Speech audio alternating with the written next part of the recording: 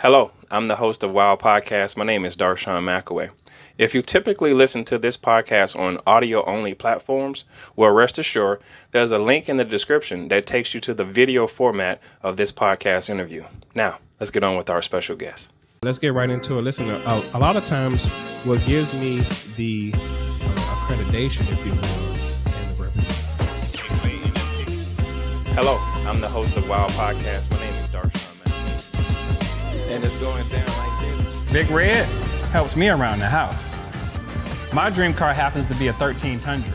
What's yours? Anything else you got to say? Any words of maybe encouragement or words of hope?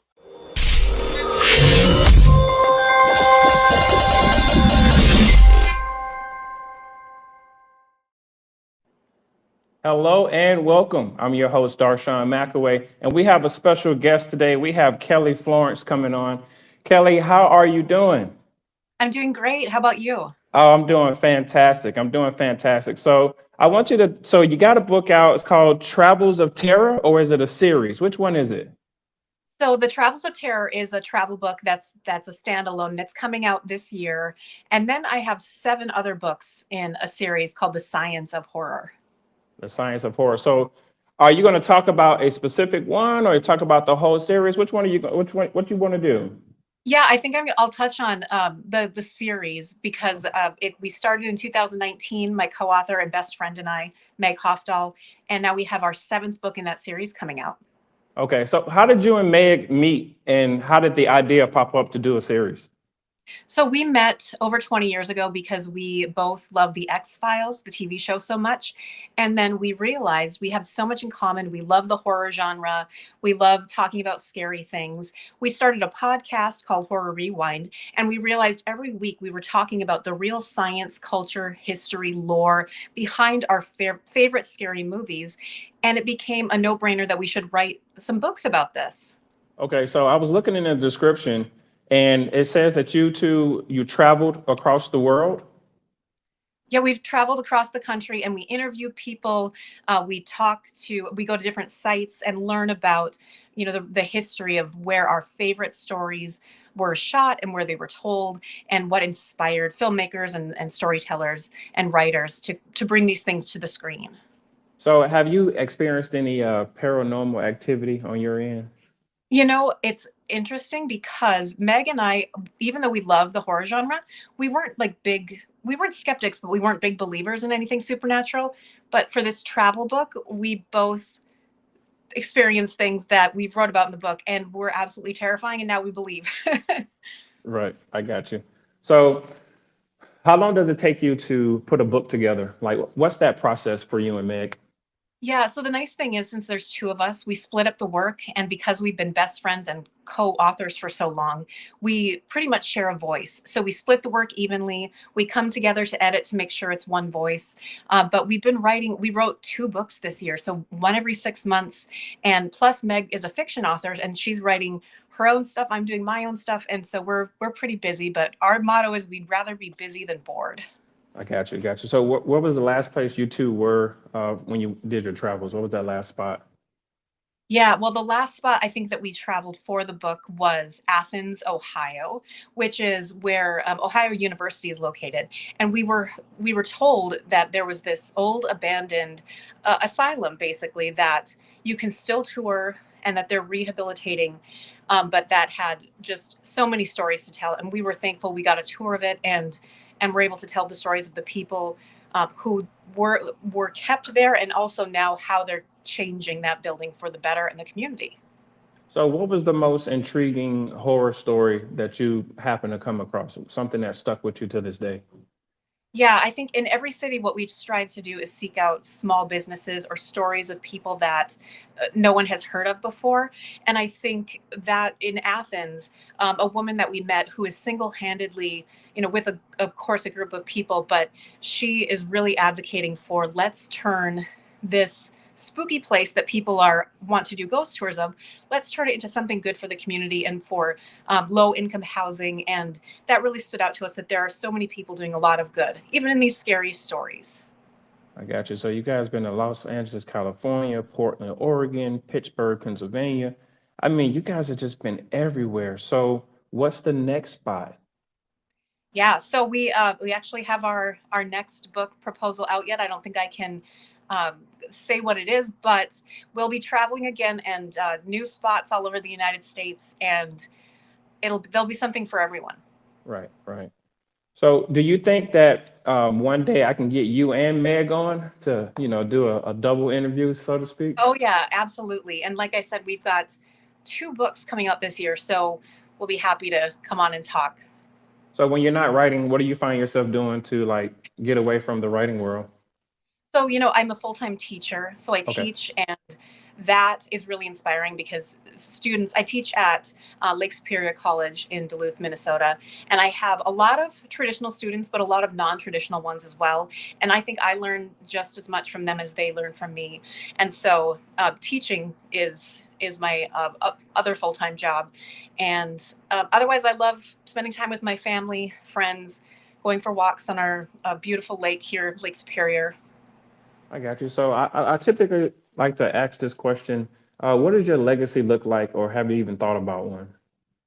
I hope that through these books and through my job, I help teach and change the world. I believe in positivity and believe in bringing joy to people, however that may be. So I hope that I continue to touch lives, in whether it be through writing or through teaching. So at this point in your life, did you see yourself here, or did you see yourself on another path? I didn't expect this. I knew ever since I was little I loved to write, but I didn't know that it could become a dream. And so I'm so grateful, so thankful that I've had this opportunity, especially to accomplish this with my best friend. It's been such a wonderful journey. So has there been anything on your bucket list that you haven't got a chance to do just yet? Yeah, so I think we're working towards it, but we have started, we're writing screenplays and some fictional things, and we'd love to see those come to fruition. Got you. You wouldn't happen to have a copy of the book on you by chance, would you? It's no, nope, it's because it's not out yet. The Travels of Terror, though, it's coming out this fall. Okay, got you, got you, got you. Yeah, I typically like to find out what's that writing process for you guys. Are you guys with a traditional publisher, or did you self-publish? No, we are with a traditional publisher. For Travels of Terror, it's uh, a publisher called Source Books. They're under the umbrella of Penguin Random House, and they've just been so great to work with. The fun thing about this book, too, which is new for us, it's all illustrated, and so we can't wait for people to see all these drawings come to life. Got you. So can you let's step the listeners through that process of going through a traditional publisher, because I went through a traditional publisher, I canceled my contract, and then I started self-publishing. How was that process for you and your friend? Yeah, so when we started, we didn't have any representation. We didn't have a literary agent. And so we were just querying publishers blindly with this first book.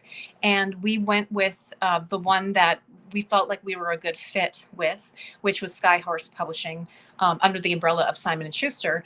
And then years later, we ended up getting a literary agent who is now pitching our books other places. But we just started on our own and made our with nonfiction. Of course, you write proposals first, instead of the entire manuscript, and then a sample chapter.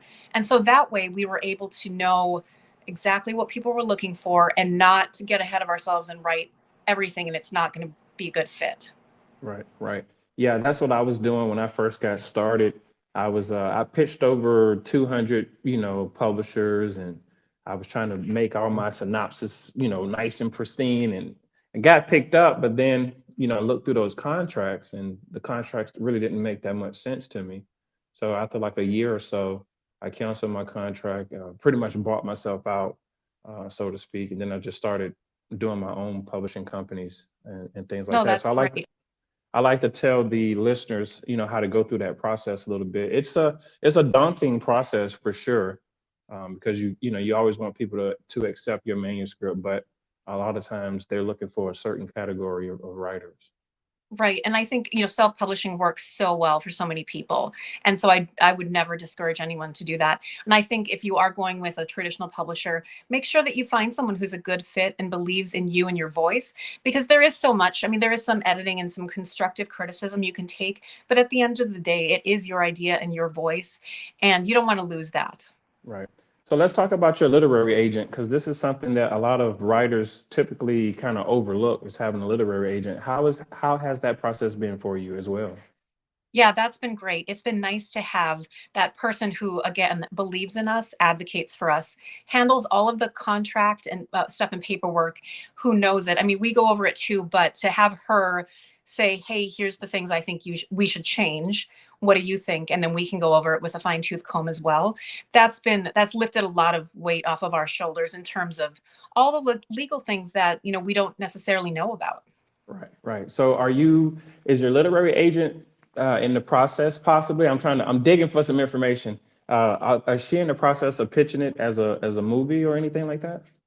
Yeah, we've also got a TV film right agent, and so we've got some things in the works. I'm so excited for you because, having a literary agent, it does take a lot of weight off your shoulders, Yeah, and they come to you with ideas, and they come to you with great proposals, and, so I'm glad you're getting the opportunity, you and your friend are getting the opportunity to just jump on these things, because this is what a lot of writers, they want that type of commercial appeal, so to speak. right. And it's interesting too, because of course they have the inside scoop. They know what publishers are looking for. And we pitched 6 ideas a couple months ago, and she let us know the two that would definitely be the best bet to pitch next to publishers, because it's like, oh, that's oversaturated, or they're not buying that right now. And we wouldn't know that just as people on the street. So it's nice to get that inside info. Right.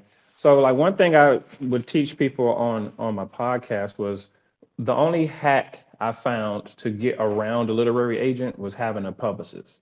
And a Right. publicist, they're just as connected as well. I mean, it's great to have both, but if you're on a certain type of budget or, overhead and stuff like that, I went with a publicist. And, my publicist, she helps me with a few things, and she brought some great opportunities my way, So do you have Oh, a publicist absolutely. as well?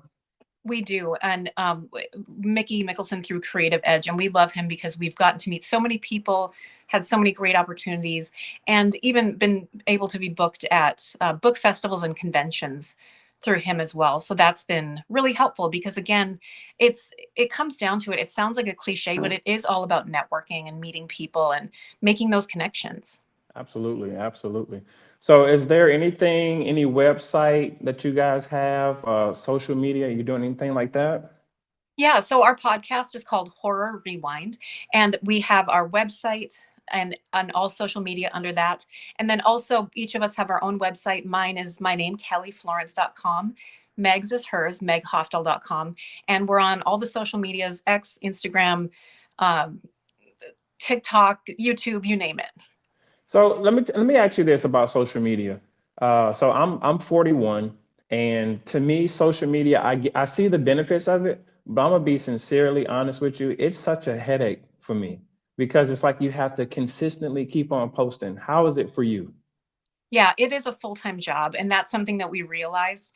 And when we started doing this research, when we started our podcast now 6 years ago, everything has changed. It used to be you could post once or twice a week and that was enough. Now the algorithm is saying, 3 to 5 times a day, and that's a full-time job on its own to create that much content. So we just, at this point in our lives, realistically, we post when we can, but we can't make it our sole focus, because then when would we have time to write or do anything else? Right, right. Yeah, I tried to get with TikTok. I just can't do it. And I see the benefits of it, but I have to hire somebody to do it because I just can't. And I don't know if I want to kick out that much content. I mean, I barely kick out that much content on my own podcast because I have a life and I'm trying to, intertwine this into my life, but they're making it a Yeah. full-time job for people. They're keeping you in the loop for sure. Oh yeah, absolutely. And we've said that too, that if we want to be, if we want our presence to grow that much, it's going to have to involve somebody else, taking the reins on that, because yeah, it's impossible to have a full-time job, be writing, and have a family and keep your sanity all at the same time, trying to keep up with social media. So let me ask you this before I let you go. In your classroom, do your students get an opportunity to tell you a horror story?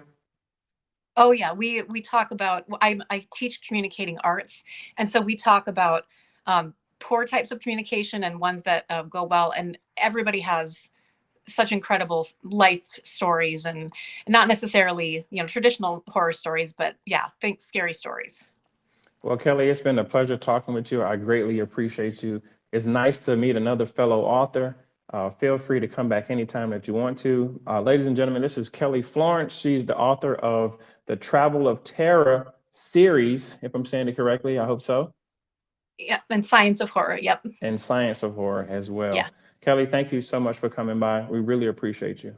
Thank you for having me, and nice to meet you. Thank you.